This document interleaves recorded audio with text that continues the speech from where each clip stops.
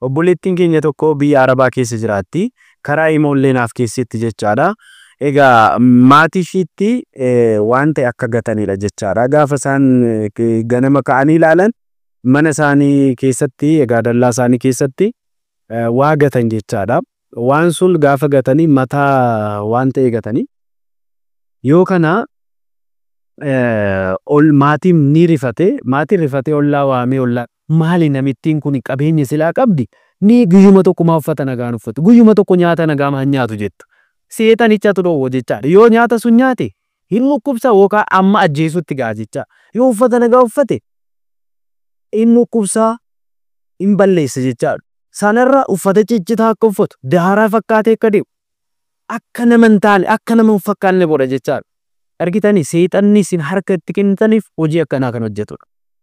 Argitanii maatiin tokko haala kanaan qabeenya kan horratanii qabeenya tan argatan jiru dhala isaanii seexanaaf dabarsanii kennanii dhala isaanii aarsaa godhanii jecha Waaqayyo kana jalaa nu haa baasu. Kiristoos kana jalaa nu haa baasu. Hubadhaa.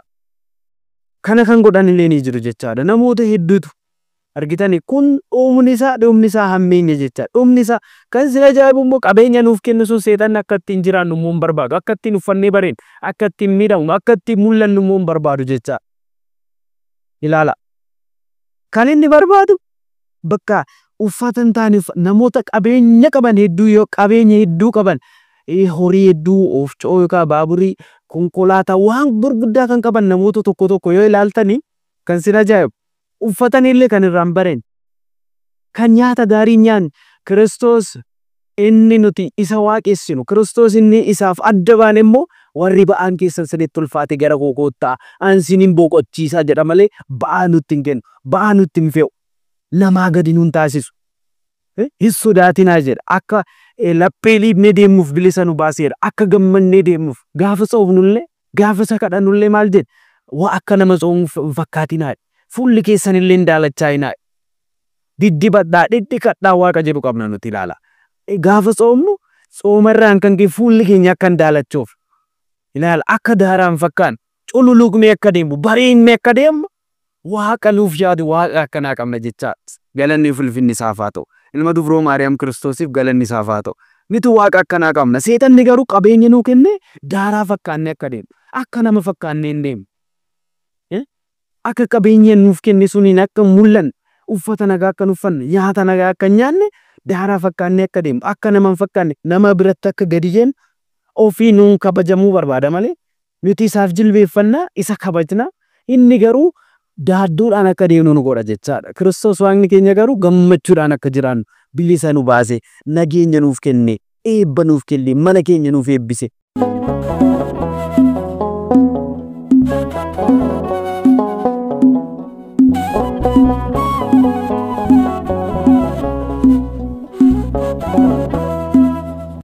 Maqaa Abbaa Ilmaa kana fura qulqulluu Waaqayyo tokko namiin akkam nagaa jirtu maatii Kiristoos hundumti keessan kiristaanonni lafa jirtan maratti nageenyi Waaqayyo isiniif haa baay'atu. Egaa kun Sambee Tuubiidha. Sambee Tuubii sagantaalee garaagaraa qabatee kan isin biraan ga'u miidiyaa keessan. Egaa namoonni yeroo jalqabaaf dhuftan sabiskiraayib gochuun miseensa keenya ta'a. Kana malee namoonni viidiyoo kana ilaalaa jirtan marti immoo laayikii gochuun jalqabaa. Hundumti keessanuu si'a tokko qofa laayikii akkanaa gootan maqaa Waaqayyootiin isin gaafadha. Sababni isaa viidiyoon kun nama baay'ee bira akka ga'uuf.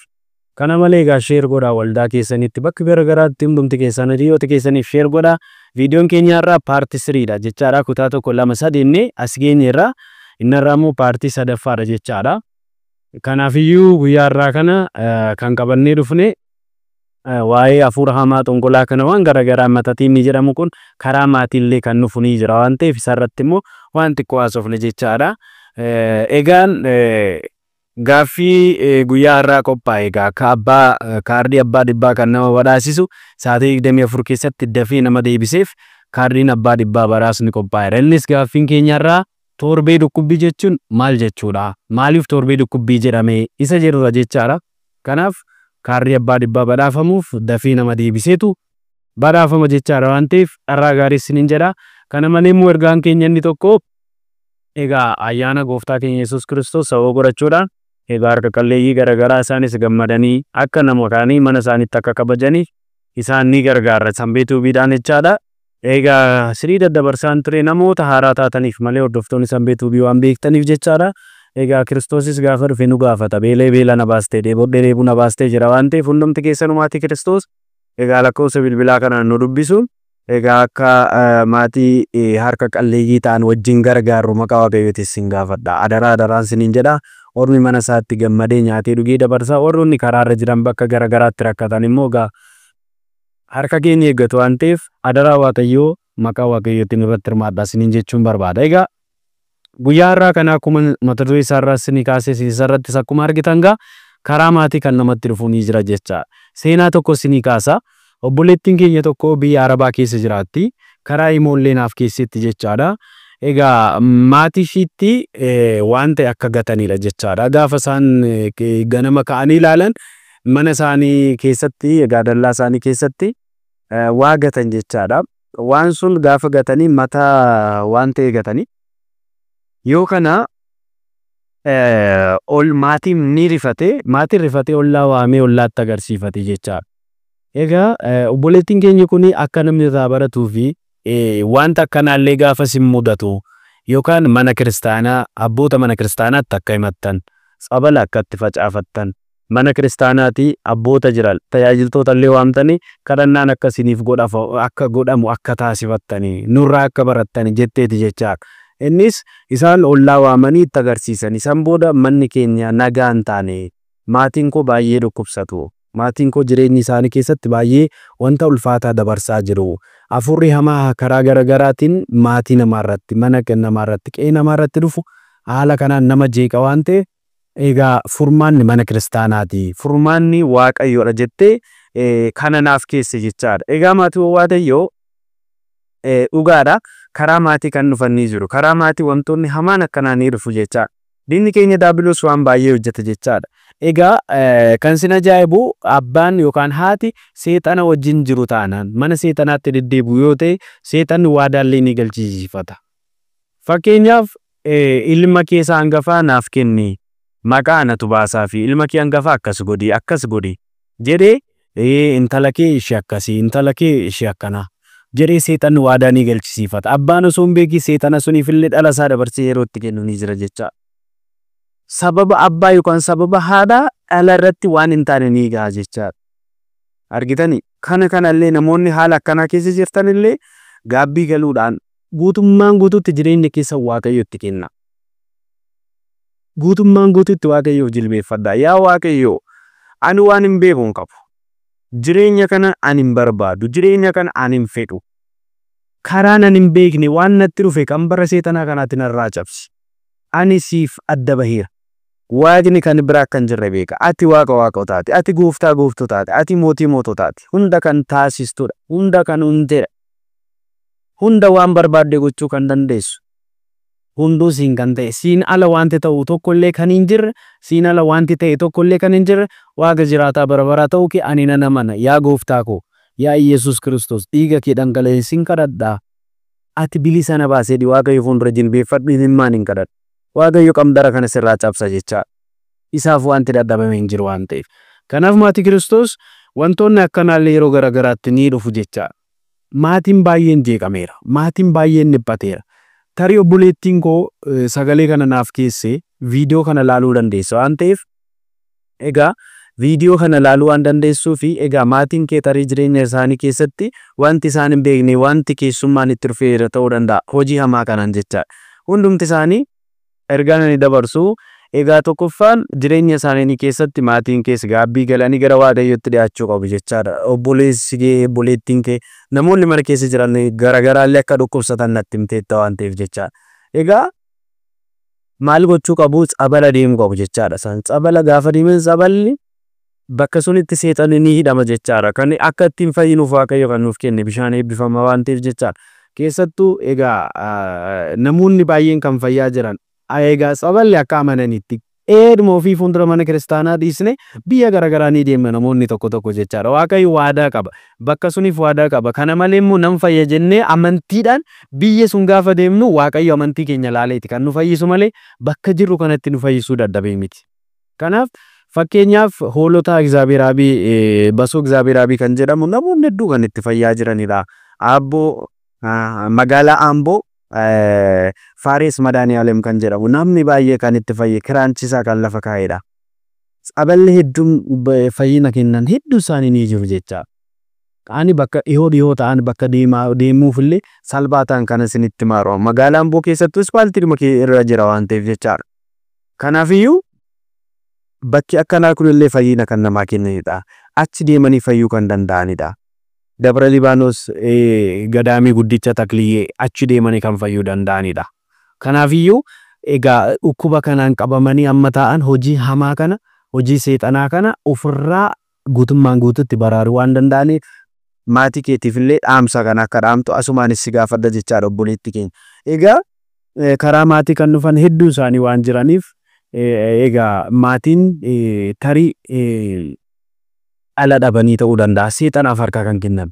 Dhalamuu kan namaa kennu Waaqayyo. Dhala kan namaaf uumu Waaqayyo. Seexanni nutti fayyadama jechaadha. Seexanni egaa yeroo tokko akkamittan Waaqayyo kadhadhee dhala naa kennu didee ani mana seexanaa deemeen dhala argadhee kan jedhanii jiru jechaadha. Hubadhaa laala. Waaqayyo bilisummaa nuuf kenneera. Seexanaafis jilbeeffachuu dandeessa. Waaqayyoofis jilbeeffachuu dandeessa. Bilisummaa qabda. Garuu immoo Waaqayyo wangeela irratti ana malee Waaqa biraa waaqessin isa jedhu ganteetta waan ta'eef ufaatii lammaffaa isaatti hin gaafatama. Gaafa isa bira deemtu ibidda keessatti gubatta. Bilisummaa argadhe jettee Waaqayyo irraa adda fagaachuu hin qabdu. Namni har'a akka horii kan ta'aa jiru akka barbaade kan ta'aa jiru seexanaaf mallatteessee dhiiga isaatiin addunyaa irratti doolaara irra kan ciisu warqii irra kan ciisu addunyaa irratti kan maraachaa jiru har'a bilisummaa waan qabuuf jecha. Bilisummaa waan kennameefidha jecha. Akka barbaadde ta'uu dandeessa. Dhiira kan fuudhu. Dubartiin kan fuudhu. Dubartiin sareetti kan heerumtu. Dubartiin fardatti kan heerumtu. Dhiirri farda bakka baay'ee kan nama jibbisiisu bara hammaataa kana keessa. Biyyoota garaagaraa guddatan jennu laala. Biyya Faransaay abbaan barbaade farda fuudhuu danda'a. Obboleettii biyya Jarmaniitti fuudhuu akka dandeessu seera isaanii keessatti kan raggaasisa. Biyya garaagaraatti akka horiitti kan jiraatu namni akka barbaadetti jecha haadhaa fi intala bakka tokkotti kan ulfeessu biyya hamaa biyyi guddanni jedhan hedduu isaanii jiru bilisummaa waan qabaniif bilisummaa kana kan nuuf kennu Waaqayyo akka horii ta'uu danda'u garuu immoo bilisummaa argadheera Waaqayyo akka barbaadde ta'e naan jedheera jettee karaa isaa yoo gaddiiste itti gaafatamta. Waaqayyo akka barbaaddu ta'e jedhee miti kan bilisummaa siif kenne. Hubadhaa. Dubbii koo irratti sirriitti qalbeeffadhaa. Waaqayyo akka barbaaddu ta'e jedheera jechuu miti. Akka barbaaddu ta'uu dandeessa Waaqayyo bilisummaa sii kenna. Addaamiin maal jedhe? Ilaala Addaamiif bilisa kenneera. Yaa Addaam muka kana hin nyaatin. Yoo nyaatte hamaaf gaarii adda baastaa. Ijji kee hin banamaa. Du'a taate. Ilaala. Qullaa taataa jedheen bilisummaa kenne yoo nyaanni bara baraan jiraatta. Yoo nyaatte hin duuta. Addaan bilisummaa qabasitti yoo nyaachuus hin danda'a dhiisuus hin danda'a. Garuu hin nyaatanii qullaa ta'e jechaadha. Hamaaf gaariin maal akka ta'e adda baasee bara. Dur hamaaf gaariin hin beekamu. Cubbuun maal akka ta'e hin beekamu. Saalfii jechuun hin jiru jechaadha. Booda wal saalfatan addaan fi wal saalfatan. Qullaa isaanii qullaa ta'uu erga baranii wal lokatan jechaadha. Baalaan of haguugan. Argitanii dur hin jiru ture kun. Ammas immoo addunyaan bilisummaa qabaa. Addunyaan bilisummaa argadheeratti akka horiitti jiraachaa jirti jechaadha. Kanaafiyyuu ammas nuti bilisummaa qabnu. Garuu bilisummaa nuuf kenname sun immoo hammeenyatti fayyadamni taanaan itti gaafatamnaadha. Kanaaf maatii Kiristoos wantoota hamaa nutti ergaman nutti dhufan kanarraa tokkoof tokko Kiristoos yoo qabanneedha kan nuti fayyinu. Hin sodaatinaa nuun jedha guyyaa guyyaadhaan. Lukni keenya gufuun akka nun oofne qoreen akka nu waraanne illee ergamoota isaatiin Waaqa eeguu qabna nuti. Abdii hin kutina. Seexanaaf harka hin kennina. Seexana hin gammachiisina. Waaqayyotti cimnee Waaqayyo wajjin jiraachuu qabnaa jechaadha maatii Waaqayyo. Kanaafiyyuu egaa karaa maatii kan nutti dhufanii jiru kan nuti jennu akkuma sila siniin jedhe maatii sodaa tokkorraan kan ka'e. Kana malee isaanis maatii isaaniirraa kan fudhatani. Yoo ati kana naa goote yoo qabeenya fakkeenyaaf keessattuu qabeenyi waan guddaadha jechaadha laala. Karaa maatii afurri hamaa xongolaan nutti dhufu inni tokko qabeenya gaafa barbaadan. Dhugaa isiniin jedha seenaa nuti dhageenye namoota tokko yoo ilaaltan mana tokko keessa namoota abbaa qabeenyaa ta'e biluun abbaa qabeenyaati jedhamu mana tokko keessa darbee qaamaan kan miidhame yookaan naafuu danda'a yookaan nagahuu kan akka raatee mana keessa jiru hedduu isaaniitu jira jechaadha. Afurii hamaa xonqolaa mortuun kun maal godha seexanni maatii sun keessaa nama tokko nama jaalatu shamarree ta'uu danda'a dhiira ta'uu danda'a akka isaaf aarsaa godha jechaadha. Irraa teessa akka barbaadetti itti taphata maatii kanaaf immoo qabeenya kennaa jechaadha. Argitanii maatiin tokko haala kanaan qabeenya kan horatan qabeenya kan argatan jiru dhala isaanii seexanaaf dabarsanii kennani dhala isaanii aarsaa godhani jechaadha. Waaqayyo kana jalaa nu haa baasu. Kiristoos kana jalaa nu haa baasu. Hubadhaa. Kana kan godhan illee ni jiru jechaadha. Namoota hedduutu argitanii kun dhumni isaa hammeenya jechaadha. Dhumni isaa kan si ajaa'ibu immoo qabeenya nuuf kennu sun seexanni akka ittiin jiraannu immoo hin barbaadu. Akka ittiin uffannee bareenu, akka ittiin miidhamnu, akka ittiin mul'annu immoo hin barbaadu jechaadha. Ilaala.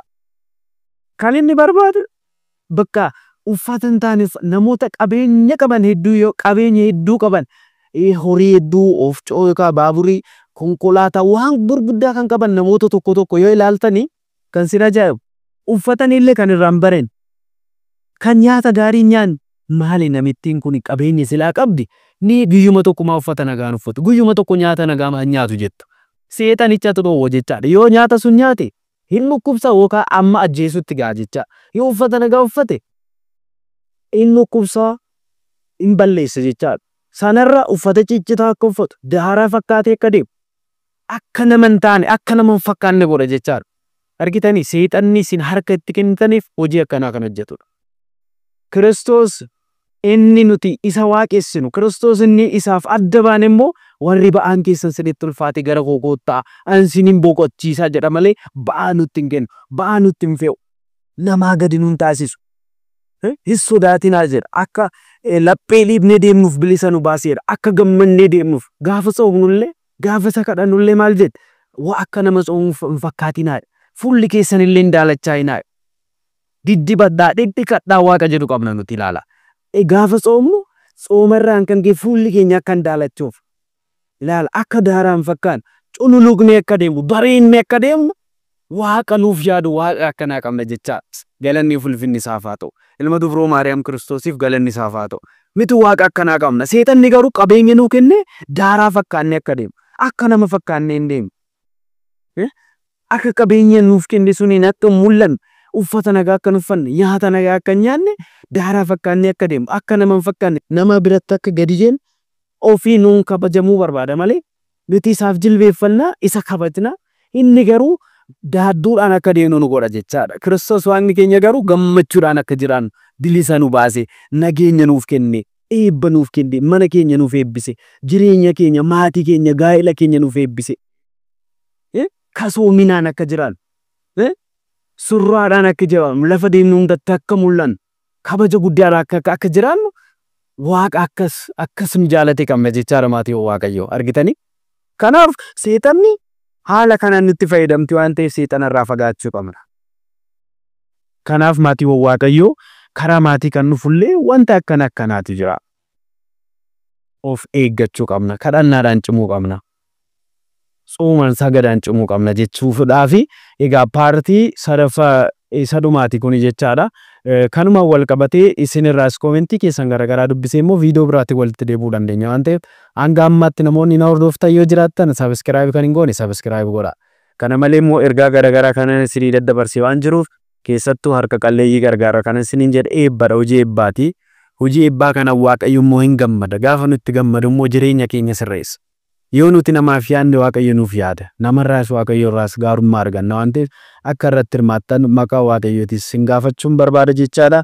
Egaa hanga ammaatti kan nu faana ture waaqni abboota keenya maqaa isaa kan kabajameef kan ulfaataniif yaa ta'u araarsummaan dubroo Maariyaam eegumsi ergamoota kadhannaan qulqullootaa jaalalli dhugoogtotaa hunda caala arjumaa odeeffannoo keenya nu faana haa ta'u galatooma ulfaadhaa kabajama kan nu barsiise kan nu gorse maqaan isaa haa kabajamu afurri hamaa afurri xonqolaan matatiin mortuu biyya keenyarraa maatii keenyarraa jireenya keenyarraa gaa'ela keenyarraa hojii keenyarraa tajaajila keenyarraa lafa deemnu hundumarraa waaqayyo irraa nurraa ifatu waaqayyo nurraa qabu ergamoota isaatiin marsee nu haa eegu jabina nuuf haa ta'u dadhabina keenya laalee Waaqayyo jabina isaa nuuf haa kennu isiniin jechuu barbaada. Galatooma ulfaadhaa kabajamaa.